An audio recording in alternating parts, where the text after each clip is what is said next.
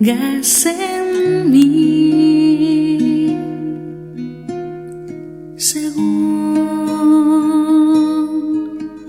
lo que quieras de mí, hagas en mí, hagas en mí,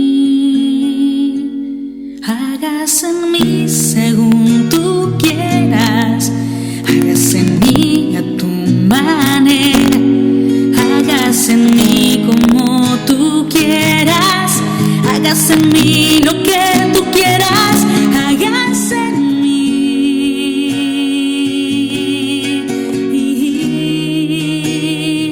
hagas en mí,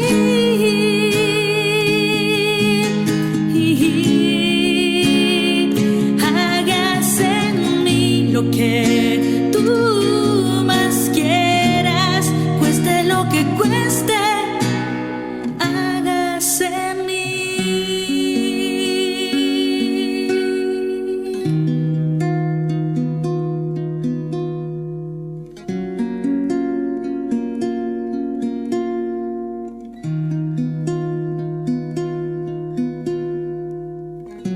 Ayúdame, Madre, a encontrar la voluntad de Dios y a decirle: hagas en mí según tu palabra, según tu palabra, según tu voluntad, hagas en mí, hagas en mí, hagas en mí según tú quieras, hagas en mí a tu manera, hagas en mí como tú quieras, hagas en mí lo que tú quieras, hagas en mí,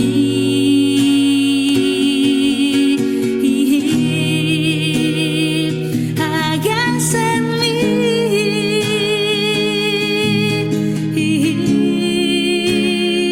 hagas en mí lo que tú más quieras, cueste lo que cueste, hagas en mí.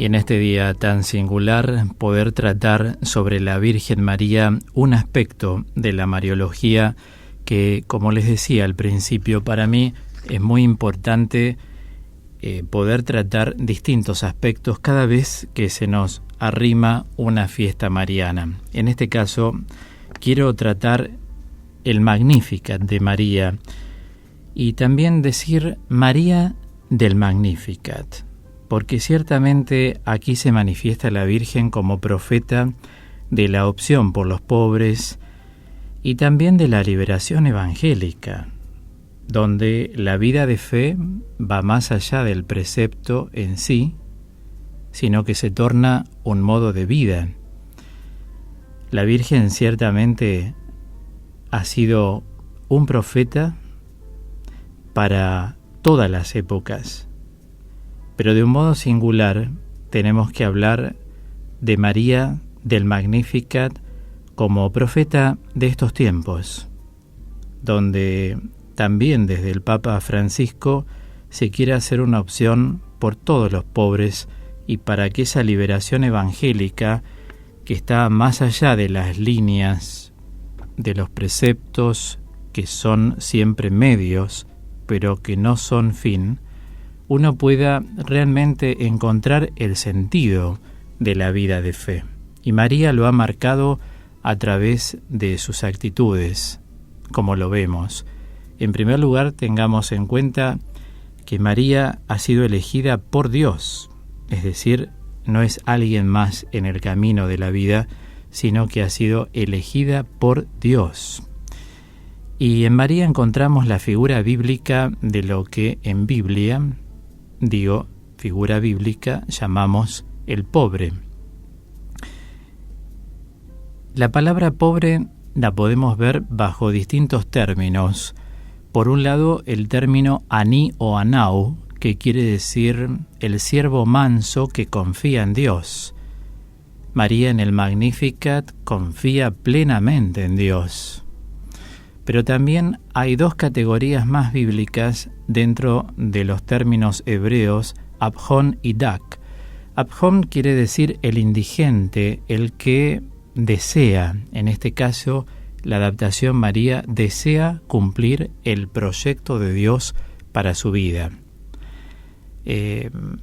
Justamente el dak, que es el otro término hebreo que recuerdo en este momento, es traducido como oprimido. Hay otras acepciones que he enseñado varias veces en Biblia: explotado, el robado por los poderosos. Es un término que también iría en la categoría de María. María tuvo que oprimir su corazón ante la injusticia del odio desmesurado hacia su divino Hijo Jesucristo. Por eso tanto el término, diría, abjón y dak, es el que ya está trabajando en el orden establecido por Jesucristo. Nosotros siempre que acudimos a María, la vamos a encontrar dentro de esta semántica bíblica de los términos, repito, aní, anau, abjón y dak. Y ciertamente si muchos oyentes quieren hacer como una rememoración de algún término inherente a la pobreza, estamos hablando de los pobres de Yahvé. Sí, es pobreza, pero atención, en un sentido teológico es muy abarcativo ser un pobre de Yahvé. Los anawín. O sea, ¿por qué? Porque se ve la pobreza como carencia, la pobreza como carencia, digamos, más acentuada de confianza y carencia de compromiso. Y realmente en ese sentido somos pobres, porque necesitamos aumentar la confianza y aumentar el compromiso. Yo quiero recordar a todos los oyentes, y sabiendo que hay mucha gente que pasa el dial y algunos hasta nunca han escuchado esto, poder escuchar también de la misma palabra de Dios en Lucas capítulo 1, versículos 46 y siguientes, el canto del Magnificat de la Virgen cuando dice: «Mi alma canta la grandeza del Señor, y mi espíritu se estremece de gozo en Dios mi Salvador, porque Él miró con bondad la pequeñez de su servidora. En adelante todas las generaciones me llamarán feliz, porque el Todopoderoso ha hecho en mí grandes cosas. Su nombre es santo. Su misericordia se extiende de generación en generación sobre aquellos que lo temen. Desplegó la fuerza de su brazo, dispersó a los soberbios de corazón, derribó a los poderosos de su trono y elevó a los humildes. Colmó de bienes a los hambrientos y despidió a los ricos con las manos vacías. Socorrió a Israel su servidor, acordándose de su misericordia, como lo había prometido a nuestros padres, en favor de Abraham y de su descendencia para siempre». Esta oración ciertamente es fruto de la bondad de Dios que proféticamente habla en María cuando ella permaneció con su prima, con esa gran diferencia de edad, unos 3 meses, y luego regresó a su casa, como lo sabemos. Entonces me parece que en la perspectiva actual de poder dar un marco de referencia importante de María como María del Magnificat, podemos aunar varias cosas. Por un lado, el aspecto orante de María: mi alma alaba al Señor. Por otro lado, hablar de la pobreza de María, pero no en este caso como carencia, de confianza y compromiso, sino pobreza como renuncia a lo superfluo, renuncia a todo lo que forma parte del despojo de la vida cristiana, sobre todo en el campo actitudinal. Lo material sabemos que está y no está, va y viene, pero nos referimos a lo otro que podemos tener demasiado tácitamente implícito, que es el egoísmo. María no cuenta con eso y nos da ejemplo en todo momento. Y también ese otro aspecto que quiero marcar hoy, si el tiempo me va a dar, si Dios quiere, y es justamente hablar de la Virgen de la Esperanza, porque así como es orante, así como nos enseña un proceso de desnudez interior, sobre todo de todo aquello demandante que tiene el sistema del ego, nos enseña a poder abrir nuestra mente y generar desde la fe una perspectiva altamente esperanzadora. Tengamos presente que María es en medio de nosotros la Madre del Señor, la Madre de los hombres y la Madre de la Iglesia. Madre del Señor, revelación bíblica, como lo escuchamos en la misma palabra de Dios. Es la Madre de los hombres. Recordemos que Jesús dejó testado a los pies de la cruz, como lo apreciamos en Juan 19:27, mujer, he ahí a tu hijo, hijo, he ahí a tu madre. El término mujer la coloca a María como por encima de los lazos sanguíneos. Mujer, ahí tienes a tu hijo. Quiere decir que la hace madre, reivindica a María en esa categoría que tiene, que ha sido la elegida de Dios. Por eso tiene una dignidad específica la Virgen de en medio de todos los santos. Y la dignidad específica es que es la Madre del Señor. Nosotros análogamente podemos ser Madre del Señor si seguimos aquellas palabras de Jesús que enseñó: mi madre y mis hermanos son aquellos que escuchan y ponen en práctica mi palabra. Por eso digo, análogamente también podemos entrar en esa categoría, desde luego no dentro del plan de salvación como lo ha hecho Dios con la elección de María. Por eso siempre María tendrá en medio de nosotros una dignidad específica. María acerca a Cristo, es la primera interesada en acercarnos a Cristo, mucho más que cualquier cristiano, incluso en el grado de santidad que cada uno pueda tener. María es la mujer que ha tenido la intimidad con Dios, lo ha tenido en su seno, ha dialogado con su Hijo, fue revelada íntimamente por su Hijo en su seno.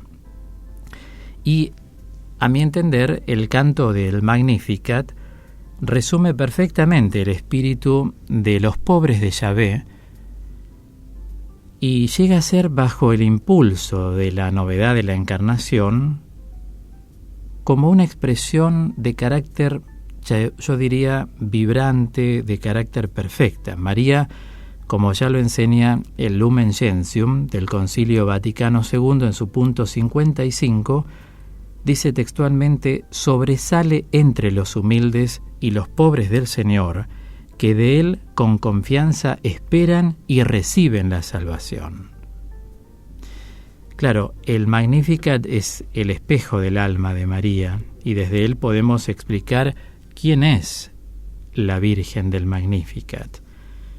Hablo de estos tres aspectos: orante, pobre y generadora de esperanza.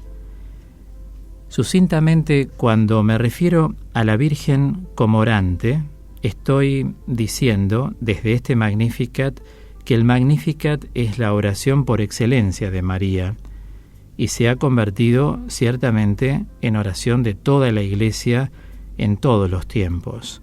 La Iglesia, digamos, no cesa de repetir las palabras del Magnificat porque en ellas se ve confortada con la fuerza de la verdad sobre Dios y con esta misma verdad desea iluminar las situaciones, digamos, difíciles de la existencia humana.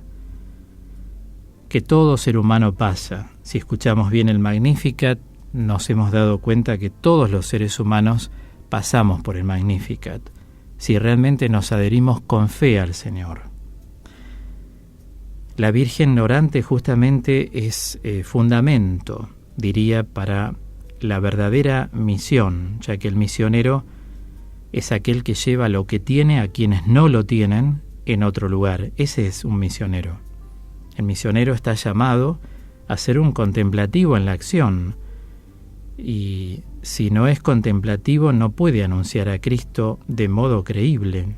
María también fue contemplativa en la acción. Ella alentó a las mujeres seguidoras de la primitiva comunidad cristiana. Ella animó a su hijo, animó a los apóstoles, digo, en cuanto a rol de madre se refiere.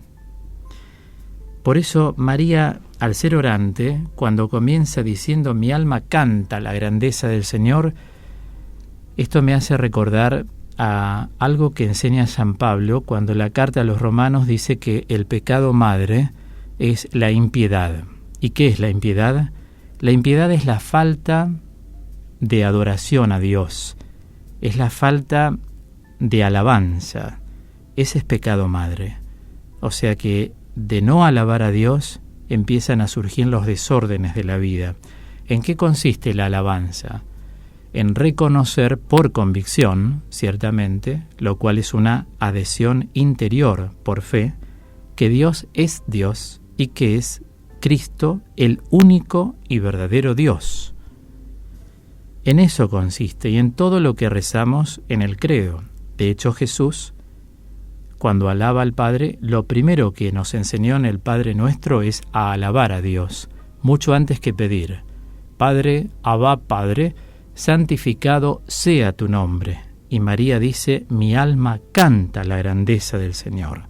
Es la discípula perfecta del Señor. Fíjense que las dos oraciones, tanto el Padre Nuestro como el Magnificat de María, comienzan con una alabanza a Dios, el reconocimiento desde la convicción interior por fe, repito, de Dios. Por eso lo primero que hay que hacer en la vida y diariamente, y a eso unir, por supuesto, nuestras actitudes, que ahora vienen en lo que voy a decir sobre María como la Virgen pobre,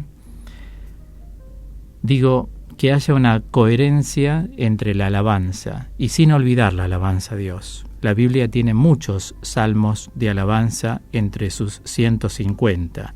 Recomiendo números que se pueden memorizar cuando me escuchan: 148, 149, 150, 3 salmos de alabanza.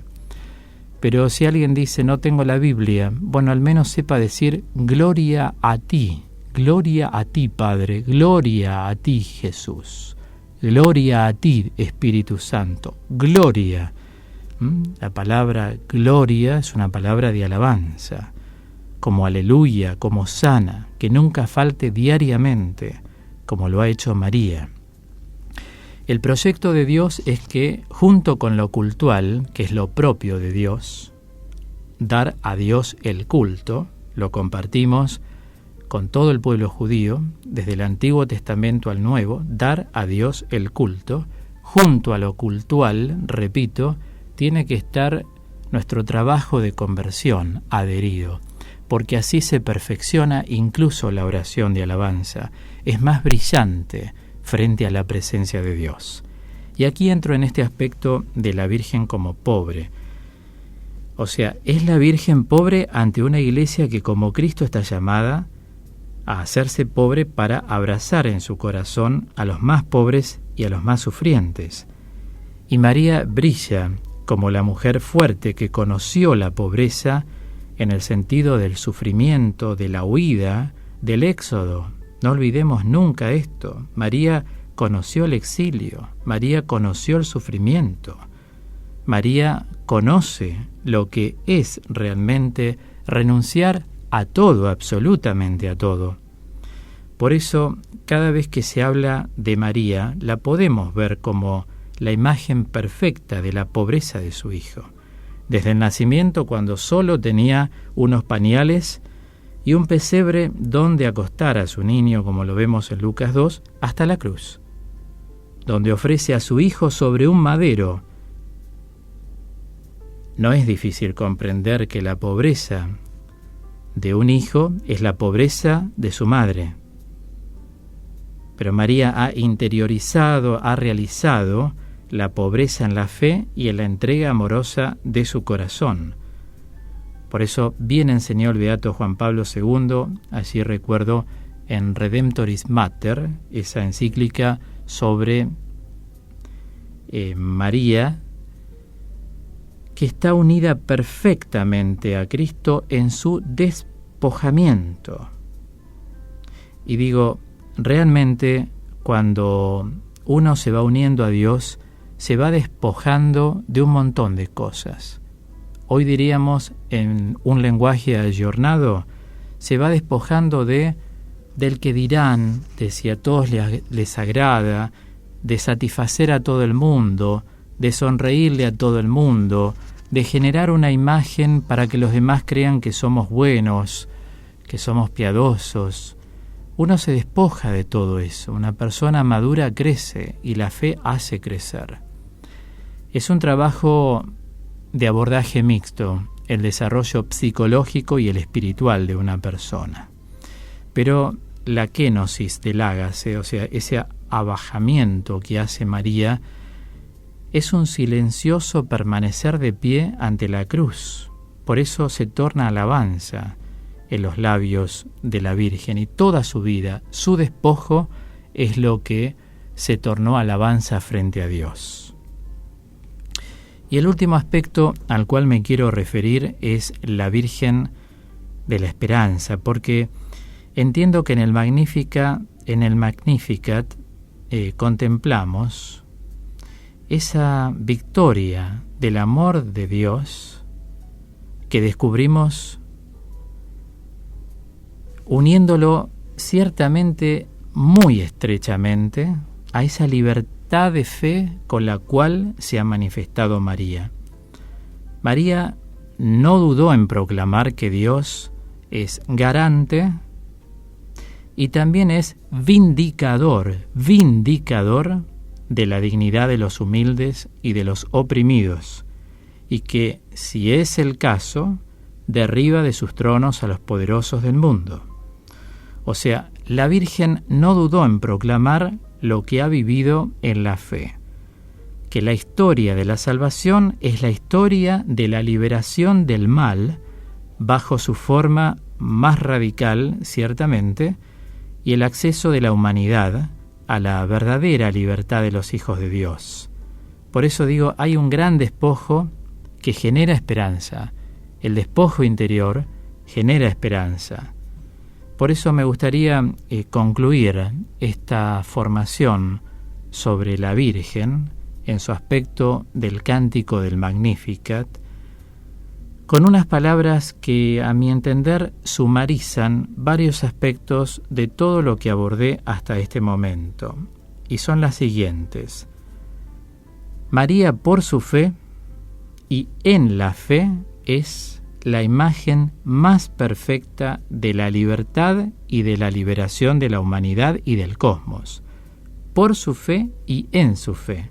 Por quiere decir que hace opción por responder a Dios, eso que nosotros necesitamos renovar más a menudo, aprender a responder a Dios, sobre todo en los difíciles momentos de la vida, en las contrariedades, en lo que yo llamo habitualmente en la formación, en los desafíos de la vida, decir como María, fiat, hágase, hágase.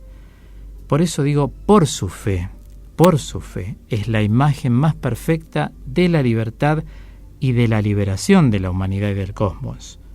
Tiene carácter eterno la realización de María, ya que lleva al eterno Señor en sus entrañas. Hay que hacer una opción. La fe provoca opción. Por eso, por su fe, por la opción que hace, María llega a esta imagen perfecta de esa libertad interior. Y en la fe, porque la realiza siempre dentro del campo de la fe, o sea, adhiriéndose a las propuestas de su Hijo, a las propuestas de Jesús, sin cuestionarle a Jesús la doctrina.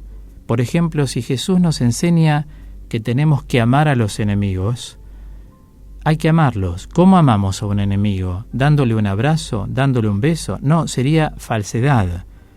Amar a un enemigo es desearles el bien, nunca lo que ellos nos desean a nosotros. Si Jesús dice, ustedes nunca maldigan, aunque los maldigan, sino siempre bendigan, la bendición tiene un poder por encima de toda maldición. Entiendo que la gente cuando reacciona dice, pero después de lo que me hizo, después de lo que dijo, ahora yo voy a hacer. No, porque la espada trae la espada. No agarres las mismas armas. Vos sos de la armadura de la luz. No sos ni de la noche ni de las tinieblas. Como dice la carta a los Efesios, como María, sos de la armadura de la luz. Por eso uno se adhiere en la fe, siempre que hagamos una opción desde la fe, que permanezca siempre con los valores intrínsecos de la fe. Hacer caso a Jesús, hagan lo que Él les diga, como lo pronunció desde allí figurativamente hacia todo el Evangelio María en las bodas de Caná, como lo vemos en Juan capítulo 2. Bien, hasta aquí he querido dar esto en honor a este día de la Virgen, de Nuestra Señora del Valle, y poder hablar de estos aspectos en radio realmente es una oportunidad que nos da el Señor. Y hablando del Magnificat, no podía elegir otro tema que el Magnificat ahora, pero esta vez cantado por la hermana Glenda.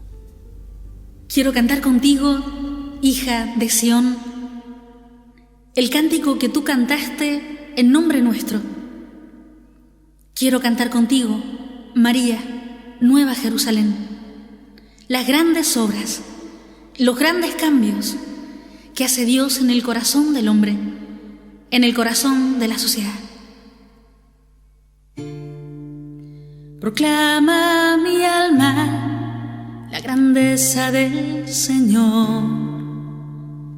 Se alegra mi espíritu en Dios mi Salvador, porque ha mirado la humillación de su sierva, porque ha mirado mi pequeñez. Las generaciones me felicitarán, porque el poder